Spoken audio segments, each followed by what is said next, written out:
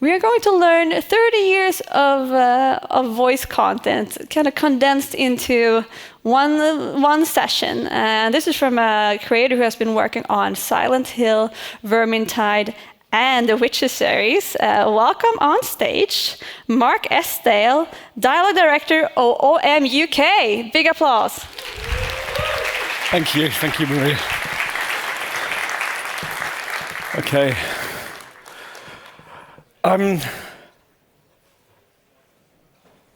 I generally don't describe myself as a dialogue director, but a creative collaborator. And what I'm going to do is just to introduce you to a few of the games that I've done. And the slides are different to, yeah, thank you. So this is just an introduction. I wouldn't want to be in the perpetrator's shoes when Robocop finds them. So, they take this golden opportunity to only crawl. Here's my story about how I met Elroy and Grace. The city's harm. You stay near me, Spotlight. I pressed it already. Yeah, right. Yeah! I need to know Time to split! I'll get the next. All you do is complain. Watch out, people trash! Show respect. This is a holy place. So,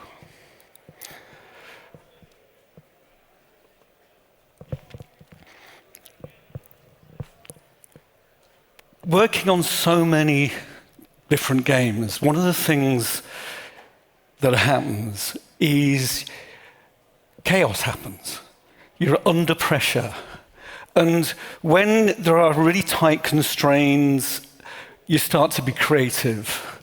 And those pressure times are probably the most interesting, because you start to think about the process and how are you going to get the best out of the resources you've got. Sometimes you've got very little money, or your assets are coming late and everybody's working night and day to get the voices done, often right at the end of the production. And so what I'm going to do for the talk is talk about what we do with indie devs. The lessons we've actually learned from producing dialogue with indies and micro teams. So, teams of under 10 people who have got dialogue-heavy games. And in production, let's see if this all works.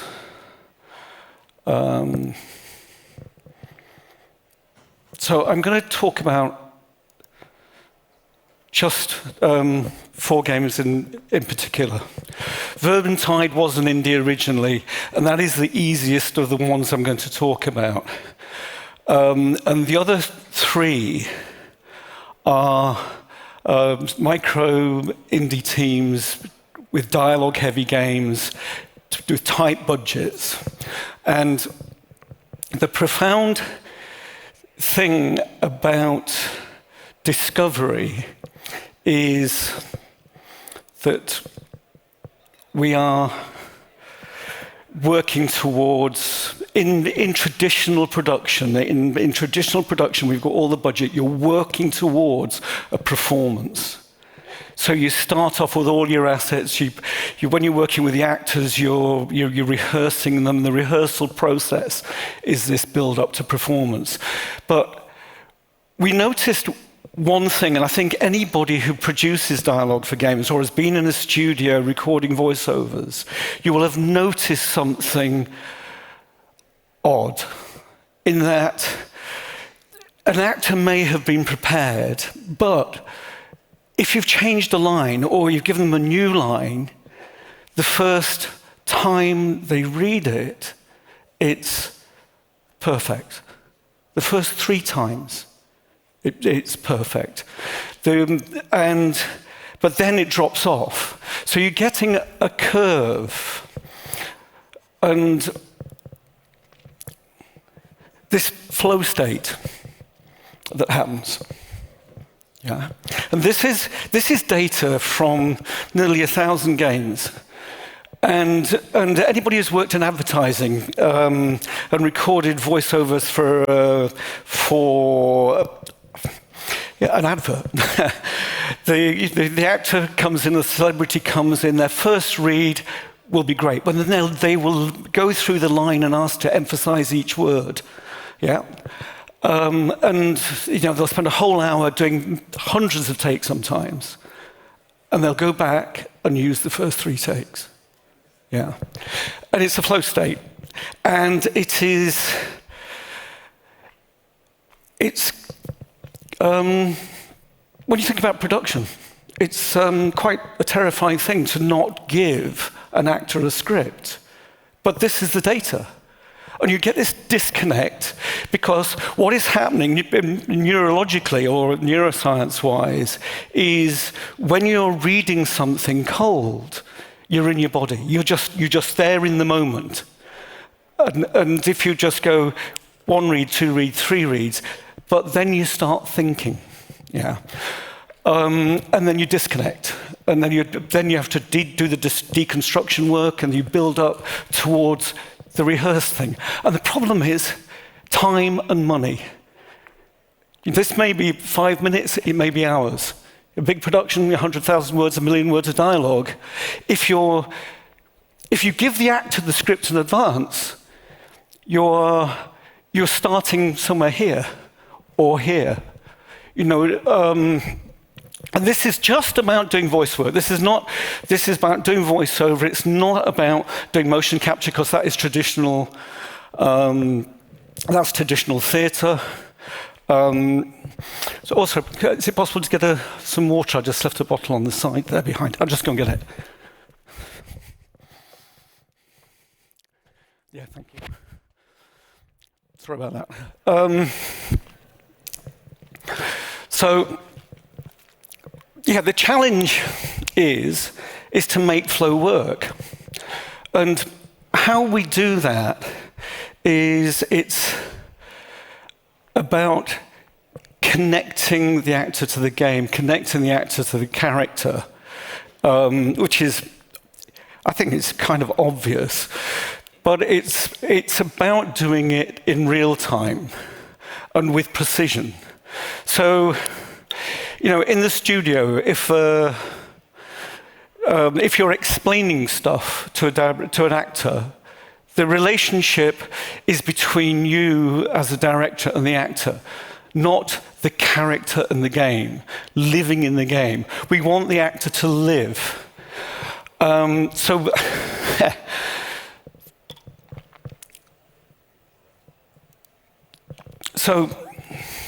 oh, hello. I'm going to go back to that. So the thing we look at first is with the casting the character. You want the actor to be absolutely locked into who the character is before they even get into the game. So we want to get. So we'll give the actor lines that aren't related to the script, but are related to the character. And within the character description, you want to know exactly who they are and what their role is in the game. Why are they there? And that is fundamentally it. Why am I here? What do I want? Yeah? And the overall thing, so they're turning up. You want to then drop them into the game to let them live the game. Now, let's see if this goes. Good. Let me just pull this up. Text box. Good. So the reason you get this, so the actor's in flow, and you're looking for, I will come back to this in a short while, but first off, I'm just going to talk about these 3 games, because each of them have the 4 games really, each of them have unique challenges. Each of them have unique challenges. And because they're really detailed stories, one, Close to the Distance is a story about grief. It's an intimate, it's a very intimate, it's a slice of life simulator, really. And it's a very gentle game. And, it's the sort of thing you'd want to rehearse and get the actors really into it. So it was a really tough choice to get the actors, to actually go, okay, let's do this. Let's not give them, the actors, the script. Let's just set up the scene for who everybody is. It all happens in a small village. So it's all about the relationships within a very small community. So you know everybody in the community. So you're introducing the actors to everybody in the community and who they are and what their role is. And it's about a family and the death of a daughter. And it was a really tough decision to actually go, yeah, I want to do it this way. But we knew, this flow thing works. And so we chose to do it. Chicken Police is kind of easier. It works to very clear conventions. So, and that's a contextual thing. Elroy, another one, is a beautiful, beautiful story. It's a love story. And there's a gentleness to it. And it was and with lots of little surprises and stuff. It's a point and click adventure. And a really, precious game. And it was like the same approach. We went, yes, this is the way to do it. Because what happens when you're in flow, you get nuance. It's like going to a job interview. Yeah? If you've prepared everything to say, you know what you say. What I'm doing here is I am busking this, I'm flowing this. I thought doing a talk and then preparing it in a way kind of broke the idea of what flow's about. So I'm kind of thinking on my feet here. So when you go to a job interview and you've prepared everything and what you're going to say, it kind of not quite the same as when you just turn up and be yourself. Yeah, and just take everything and listen and engage. The same with going out, it's like dating. If you're thinking about what to say and trying to impress somebody, it's not quite as good as just turning out and being yourself. And there's this beautiful nuance that comes out of just being present, being real, being in the moment. So the challenge for each of these games, what I'm going to do is introduce a little bit of them. Just going to show, let's see what's going to go on here, let's see. So I'm going to start with Vermintide, because I think everybody knows Vermintide, really. And there are, in Vermintide, there's 5 player characters. You've got 3 fundamental vocal scenarios. But this is the stuff you nail before you even go into the studio. Remember, when you're in the studio, your costs are high. Imagine it's €1 per word. Yeah, there are economies of scale that comes down, or if you're doing motion capture, face capture, all that kind of stuff, it can go up. So you've got 3 scenarios. One is banter. So the costs are high in production, but pre-production is about 5% or less of the cost. So what it's about is preparing the assets. So for dropping the actor into the game as they're recording. So they want to know who they are, what's happening in the moment, what the energy of the moment is. If you're explaining to somebody, that is taking time in the studio. That is a production expense. A director speaking in the studio is a cost. We speak 9,000 words an hour on average. If it's dialogue, you're working with a single actor in the studio. In dialogue, you can record 4,500 words. That's 450 lines. To the most creative edge where you're really working, when you're in flow, is to use just go for 3 takes, do variations, drop them into the games, and then you were recording 3,000 words of dialogue an hour, allowing 1,500 for sorting out the script. Because when you're in flow also, basically the script may change. Sometimes we can rewrite about 80% of the script in the studio. So having the key people from the team with you in the studio or close is really useful. Because when an actor's in flow, they will read a line and the words sometimes will come out different, but the meaning will be the same. And that is a whole different subject. That is all about neuroscience. And that is something we've studied quite a lot. So I'm going to just show some videos here, just to give you an idea. So this is just standard. For the honor of the lady. What was that, Kruber? Just trying on a Bretonian accent for size. Do you like it? I confess, it's hard to put my feelings into words. Don't like it then? Oh, don't worry, I'll try another. So that is slight banter dialogue. This happens all the time. But what we're doing is all the game assets are coming into the studio. So as we're recording the actors, their voice performances, all their takes, are available to the other actors. So when we're in the studio, we're just firing in the other lines. And also the scene image. We have the scene. I'll go to a Vermintide script later and just show you how it works in the session. But what it is you're giving context. So for Vermintide, you've got banter, then you've got in-action stuff, which is... We heard and said it. Thank you. Move! The dungeons await!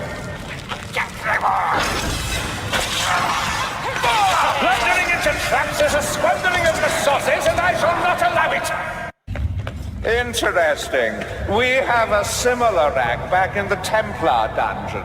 It's exquisitely effective.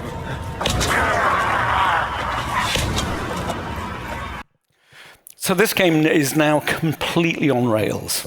Yeah, because we started recording this in 2015. It was released in 2016. We're now in the 9th year of production on it. And all the actors know exactly who they are. They don't need the context. All they need to know, it's dialogue, it's banter, or it's in action, which is just the regular stuff, or then you've got heightened action, when all the rat men are coming at you. So it's a really simple thing, but the actors know it, you know. And this is a really good tip. Cast early in the production, before your script is final, when you've got ideas of your character, you've got really good artwork, your animators are working on it, whatever, early as possible, because when an actor connects to a character, they are the masters of character. They will see a character and they will bring their energy to them. They will bring their understanding of character. And that is inspiring. It is a moment of joy, when an actor connects to the character. If you do it early, it's also before you do it before you get voices in your head. Because if you're designing a game, you're working on the characters, the writer's working on it, and all the design team are working on it. They're all thinking. You always think about what it sounds like. Yeah, and if you use a film reference of a character, it's generally not right. I have to have some quite famous stories, but I'm not going to share them because it'd be quite embarrassing.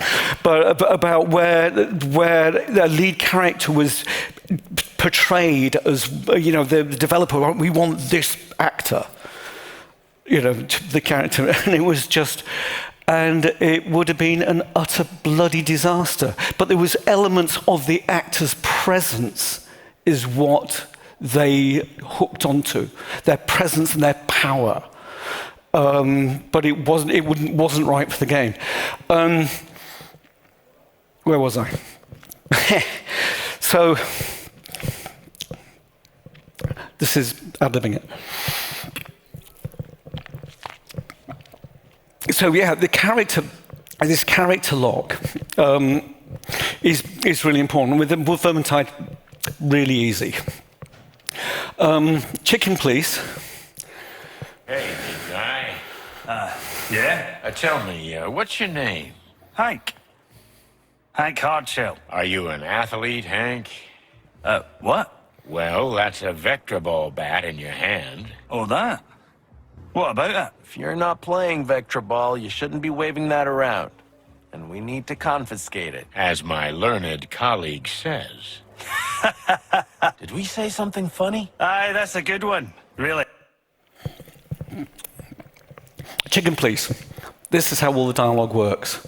It's either scenes like this where it's dialogue between characters, or it's Marty McChicken. No, it's not. It's I can't remember his name.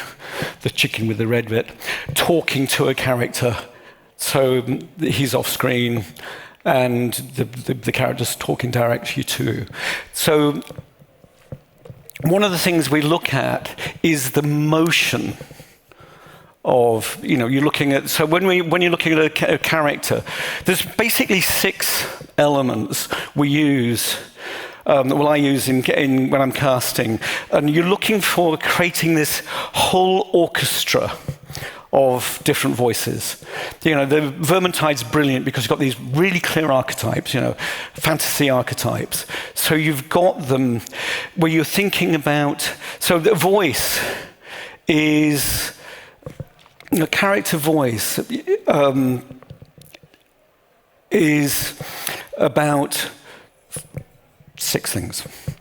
The pitch, low pitch, high pitch, yeah? Placement. And because this is character work, a lot of actors who come from traditional backgrounds turn up on stage very much as themselves, and they're cast to be themselves. So they don't really think about this. And sometimes you'll get actors into the studio. So when we're casting, we always get the actors into the studio, work with them on the character, and make sure they lock. Yeah, so you've got the pitch. Then you get placement. So like Salt Spire in Vermintide, he's up there. It's in his nail. It's got this really, it's the placement of the voice is really important. And if you're, if you get an actor and they're not sure about character work, these things, you get an actor in the studio, they'll get it, then they'll drift off somewhere else. Yeah. So these are things that pull them in. They make them really clear. So there's pitch, there's placement, yeah. There's pace, the speed. So some people talk really quickly, and others slow, yeah. But understanding all those things, so you get the movement. If it's slow, gentle. And the other one is a status. And status is, Salt Spire again, high status. And it's all about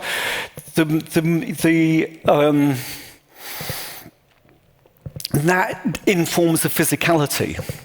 And when we look at the thing, when I was talking about movement, it is how does the character move in the game? Yeah. What is the range of motion in your animation? Yeah.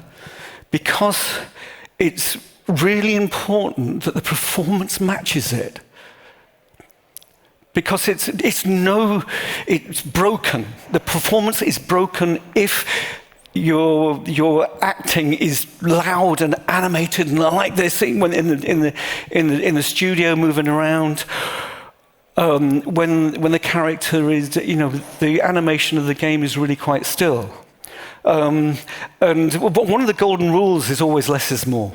Less is more, less is more, less is more, with performance. And we kind of imagine most of the game's dialogue happening in film in close-up. Because it then, there's other things about less is more is really important in performance is you want to draw your audience rather than overwhelm your audience with performance. But the movement. So the next thing we look at is, I'm going to come here to my notes actually. It's just, and these are just tools. These are the tools that hold the actor in. So we use archetypes. It's for the actor to choose. They might use 4 temperaments. They might use Myers-Briggs. They might use Jungian, or whatever. And another one we're beginning to use is called the circumplex of affect, which is it comes from a psychologist called James Russell, and the neuroscientists love him because it's about emotion. And the circumplex, I can show you it. Where are we? And it is how the valence is about the positive and negative feeling. Yeah, and arousal is how much. So, you have the calm, wise character. He's neutral, he's lower, he's down in, the bottom right corner. But it's all about connecting it. It's all about connecting the character to how how it moves in the game, how the character is in the game. So Chicken Please is quite natural. It's quite fun. I'm just going to adjust those boxes a bit because that's just. There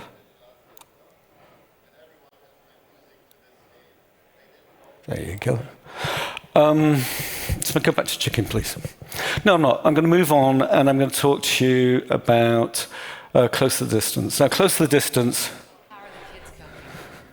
I gave them the week off. I don't want them to think about school at a time like this. I mean, Eli and River. Are they all right?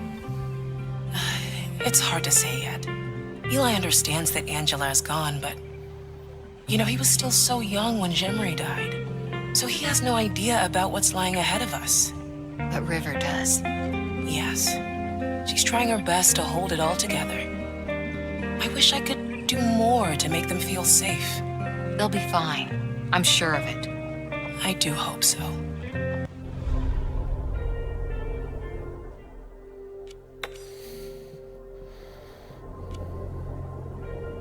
Poor Zek.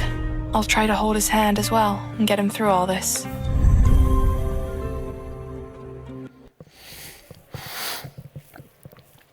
So the animation is very, very basic. It's similar to, there's the Chicken Please. You've got gestures, but it's spoken. But this is really intimate work. But the animation within the game is very, very limited.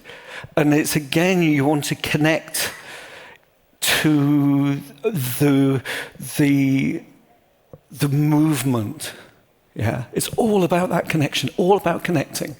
So the actors, we spent a lot of time, talking with the devs about the characters and about the animation, because it was before any real animation was done in the game. So we just had, kind of rough things and just how the position. So it's all about it's all about closeness.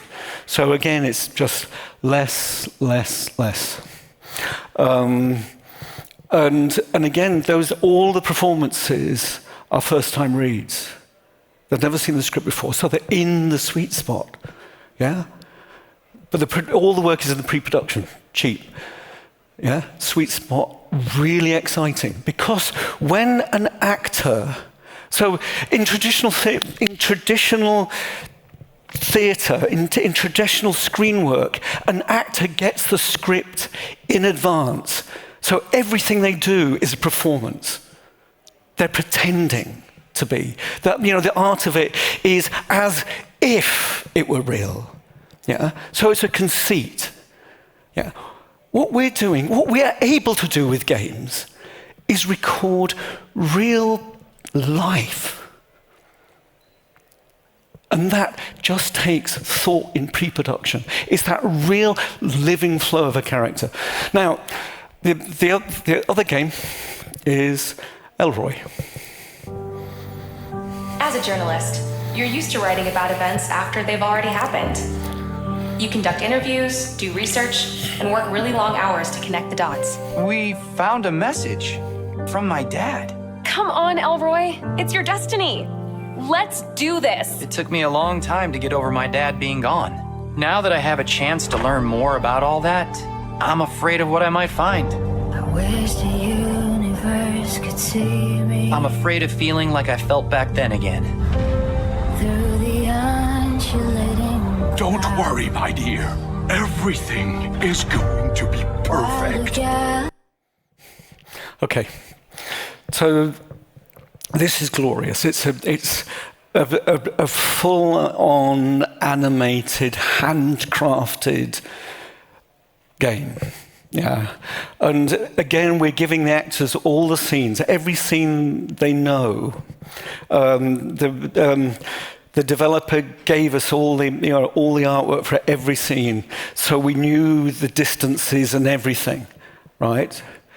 But the actor didn't know that. It was only when we pop them into the studio and just go, and we just, but it's like you set the scene up, and then this is the objective in the scene, run, play, and then they cold reading the script, and this cold reading is the magic of flow. And that was the weirdest journey for us, is trusting this and how to make it work.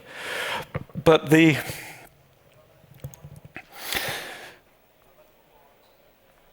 it's profound. It's utterly profound when we sort of get out of the boxes and go, and I still don't understand it to this day. You know, we've had, I'm studying neuroscience, and we've had EEG on the heads of actors and working in flow state and in just reading the script in advance or fully rehearsed.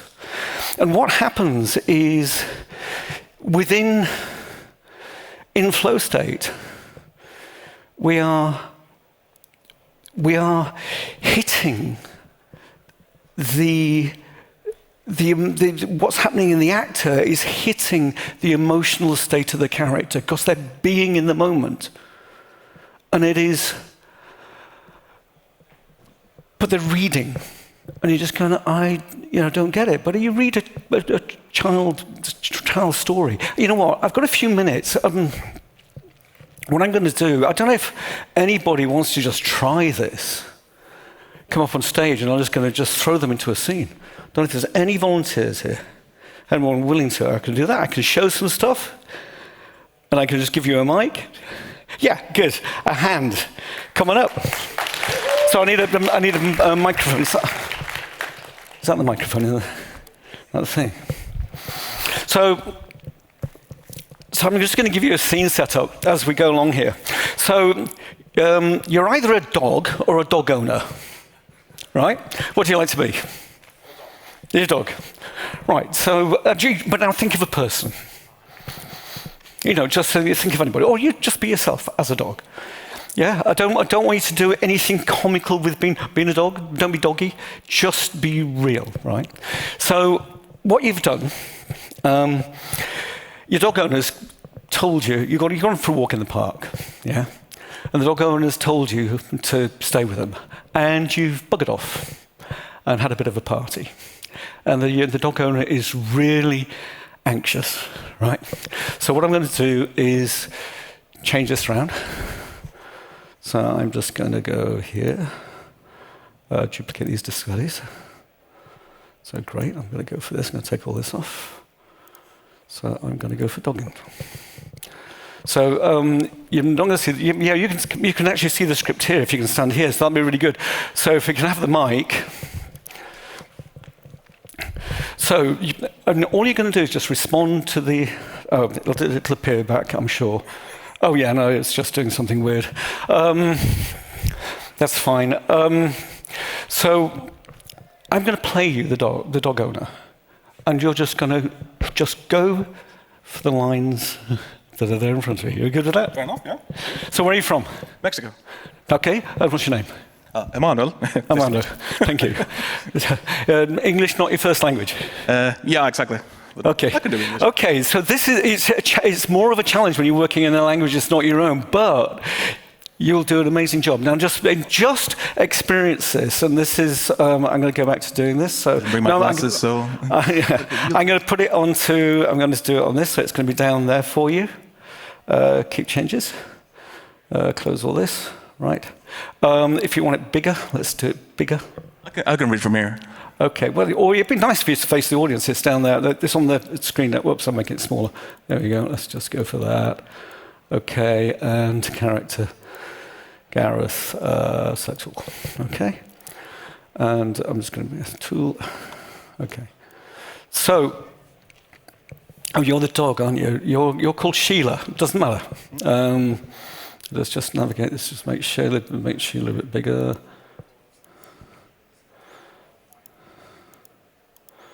So can you face it down there? Oh, yeah. Okay, so here we go. So what I'm going to do is quickly go in for this. So just, here we go. Sheila? Calm down, Gareth. I thought we had an agreement about you going to the park on your own. Well, I fancy the leg stretch. I don't just make up these rules for myself, you know. Every day, dogs go missing from here. Like you give a shit. What did you say? Whatever. Yeah, bad things could have happened. We live in a bad world full of bad people. Maybe I want to walk in the wild side, maybe. You're drunk. You've been begging Jack from a bum. What do I have, Gareth? You trying to shame me? If I was trying to shame you, I'd ask whose arse you've been sniffing. A couple of Dalmatians and Staffy. We made a party of it. Quite a scene.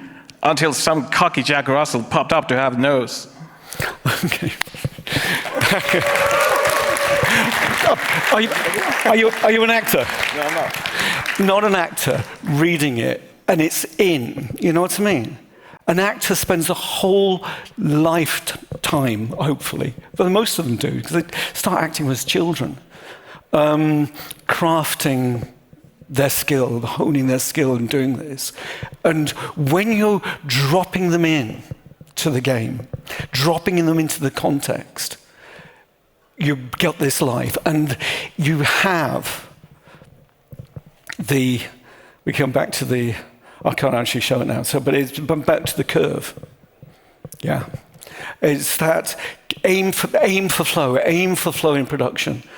When you're recording voice in the studio. And it's doing it, we do it solo voice, one voice after a time, because then you've got that honed focus. But thank you. I think we can go for some questions. Or is it time for questions? Or is it any time for questions? Hello. We will do one question from the audience. So, be quick. Is there anything you would like to ask Mark? Oh, we have a question over there, close to the entrance.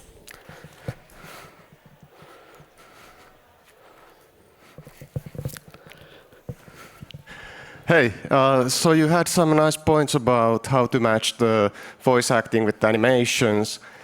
If I were to make a game with no animations, no characters, but it was more like an interactive audiobook, is there anything I should do different? No, because the audiobook, you can do, if it's one person doing the reading an audiobook, or are you having lots of different characters? Lots of different ones. So, but would you plan to have it done as a performance with different actors? Yes. Yeah, so you'll do it exactly the same way. And basically you'd generally record the main voice in the book first. Yeah, and then all the other, so that sets the tone of the whole thing. So that holds the beginning to the end. Then all the other characters coming into that, then you record to the original. So they're always responding to them.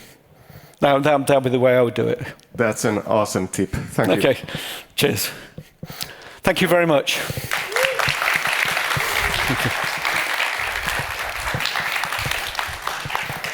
Thank you, Mark Estdale, for that condensed wisdom. I feel like I know everything that's going on and behind the scenes when you're recording voices and everything that can go wrong, and how you deal with that one. So quite the good learnings there. We are a little bit behind the program now. We'll take a short break while we reset up for the next speakers.